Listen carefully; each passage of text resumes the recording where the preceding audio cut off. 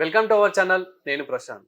సౌందర్య గారు చనిపోవడానికి కారణం మోహన్ బాబు గారు అని చెప్పేసి ఇప్పుడు చాలా వైరల్ గా మారింది. చాలా హాట్ టాపిక్ గా మారింది. అసలు నిజాలు ఏంటి? అసలు ఏం జరిగింది? దీని గురించి అయితే మాట్లాడేందుకు ప్రస్తుతం మనతో పాటు ప్రొడ్యూసర్ నట్టి కుమార్ గారు ఉన్నారు. నమస్తే అండి. నమస్తే. సార్, ప్రస్తుతం మనం చూసుకున్నట్లయితే గనుక అంటే ఇన్ని సంవత్సరాల తర్వాత సౌందర్య గారు చనిపోయి ఇన్ని సంవత్సరాలు అయినాక ఇప్పుడు ఎందుకు ఇలాంటి ఆరోపణలు వస్తున్నాయి?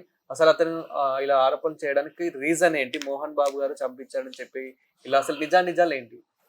ఫస్ట్ మీరు మాట్లాడిన మాటలు నేను ఖండిస్తూ ఉన్నాను. ఇలాంటి తప్పుడు సమాచారాలు, తప్పుడు మాటలు మన చెవిలో వేయకూడదు, మాట్లాడకూడదు. ఎప్పుడో 21 సంవత్సరం చనిపోయింది ఆ మహాతల్లి. చనిపోయినప్పుడు ఆ రోజు ఆల్రెడీ ఆయనకి ఈయనకి ఏం సంబంధం ఇవన్నీ చూసుకొని మనం 1-2 సార్లు చెప్పిన వాళ్ళు ఎవరు ఏంటి చూసుకోకుండా మనం ఇలాగ రూమర్ అనేది వేయకూడదు ఒకటి. రెండోది, మోహన్ బాబు గారికి ఏం సంబంధం అండి? మోహన్ బాబు గారికి అసలు ఆమెకి ఏం సంబంధం? మోహన్ బాబు గారు సినిమాలు చేశారు, ఆమె హీరోయిన్. ఆమె హెల్ప్ చేయమంటే కొన్ని హెల్ప్ల్లో కూడా ఆయన చేసింది. ఆయన చేశాడు.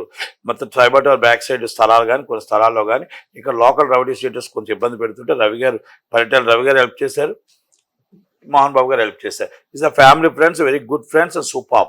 అయిపోయి ఆ తర్వాత సినిమాలు అయిపోయి వాళ్ళతో యాక్చువల్గా రిలేషన్ అంతా అయిపోయిన తర్వాత 4-5 years తర్వాత ఆమె చనిపోయింది.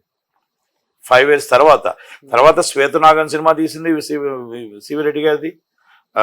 సివిరెడ్డి గారితో తీసింది. అలా చాలా సినిమాలు 2-3 సినిమాలు తీసిన తర్వాత ఆమె పొలిటికల్గా రాజకీయంగా మ్యారేజ్ చేసుకొని పొలిటికల్గా ఆమె బీజేపీలో ఉంది. బీజేపీ నుంచి వాళ్ళ బ్రదర్ వాళ్ళంతా కలిపి ఏదో ఇక్కడ ప్రచారంకి వచ్చారు, చనిపోయింది.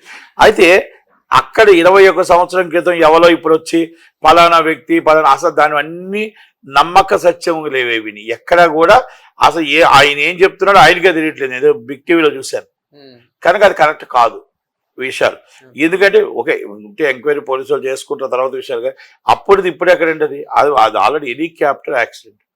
అంటే ఎన్ని విచారాలు జరుగుతాయి, సిబిఐ విచారణ జరుగుతుంది, ఆటోమేటిక్గా టెక్నికల్ ఇష్యూ జరుగుతుంది, ఇంకోటి జరుగుతుంది. నాట్ ఓన్లీ వన్ మ్యాన్, పైలట్తో సైతం అందరూ చనిపోయారు.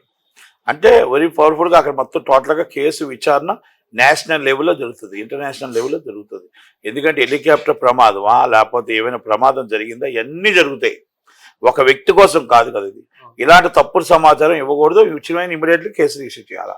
కానీ అలా మోహన్ బాబు గారి మీద ఈ విధంగా అబాండం వేయడం, మోహన్ బాబు గారు తీసుకురావడం తెలుసు, అన్నం పెట్టడం తెలుసు, అన్నం తీయడం తెలియదు, ఆత్మీయంగా పలకరించడం తెలుసు, ఆయన ద్వేషించడం తెలియదు, ఆయన అభిమానించడం తెలుసు.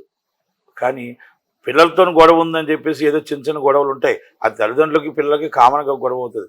అలాంటప్పుడు ఆవేశంగా మాట్లాడతాడు, కానీ దాంట్లోనే ఆ ప్రేమ ఎక్కువ ఉంటుంది. కనుక అలాంటి వ్యక్తి మీద మన అబండాలు వేయడం తప్పు. రెండోది, అసలు సంబంధం లేని విషయం. 21 సంవత్సరం క్రితం ఏం జరిగిందో ఆ రోజు మరి ఈయన ఏం చెప్పాడు అది చెప్పాడు అవన్నీ కాదు. ఆ రోజు ఈయన ఏం చేశాడు మరి అయిపోయి 21వ సంవత్సరం అసలు ఎవరికి గుర్తు కూడా లేదు. ఇప్పుడు వచ్చి చెప్పడం అనేది కరెక్ట్ కాదు. అసలు ఆ సందర్భంకి ఎక్కడ లింక్ కాదు.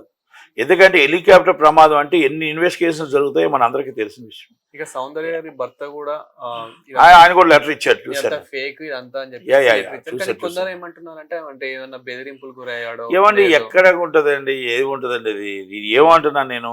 ఇప్పుడు హెలికాప్టర్ ప్రమాదం అంటే ఆమె బయట ప్రమాదం కాదు, హెలికాప్టర్ ప్రమాదం అంటే ఎన్ని ఇన్వెస్టిగేషన్ జరుగుతాయి, ఎన్ని ఇన్వెస్టిగేషన్ బ్లాక్ బాక్స్ రిపోర్ట్ ఉంటుంది, ఇంకో రిపోర్ట్ ఉంటుంది, మొత్తం టోటల్గా పైలట్ ప్రాబ్లం ఉంటుంది, గాలి ప్రాబ్లం ఉంటుంది. ఇది so many investigation report, national investigation కాదు, ఇంటర్నేషనల్ ఇన్వెస్టిగేషన్ రిపోర్ట్ ఉంటుంది.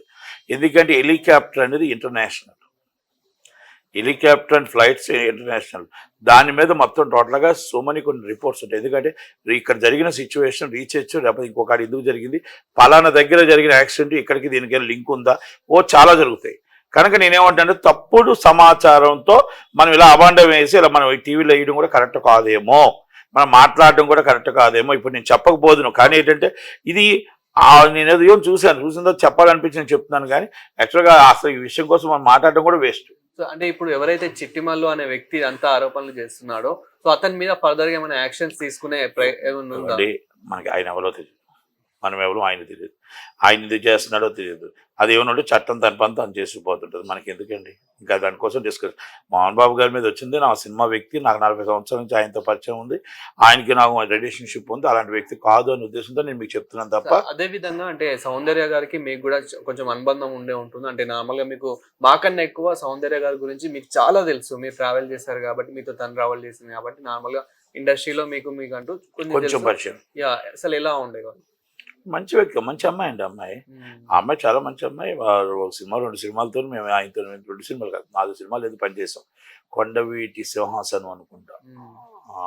కొండవీటి సింహాసనం ఒకటి ఉన్నాయి. 4-5 సినిమాలు ఏదో పనిచేసాం ఆమెతో. కానీ మన చాలా మంచి అమ్మాయి. అసలు ఎవరితో చూస్తే ఎవరితో చాలా వెరీ జెంటిల్మెన్ ఆమె. సో అంటే ఇలాంటి ఆరోపణలు ఇండస్ట్రీలో ఇలా చేసే వాళ్ళ మీద ఎలాంటి యాక్షన్ తీసుకుంటే బాగుంటుంది? అంటే ఓన్లీ ఈ వీళ్ళిద్దరి మీదనే కాదు, ఇలాంటివన్నీ రోజుకి వస్తూనే ఉంటాయి. రోజుకి వస్తూనే పట్టించుకుంటూ బోల్డ్ ఉంటాయి. అవి పట్టించుకోకూడదు. అట్లా వదిలేయాలి అసలు. ఇక మీరు ఎందుకు అడిగారని చెప్పడం తప్ప ఇది అసలు దీనికోసం పట్టించుకోకూడదు. Thank you sir.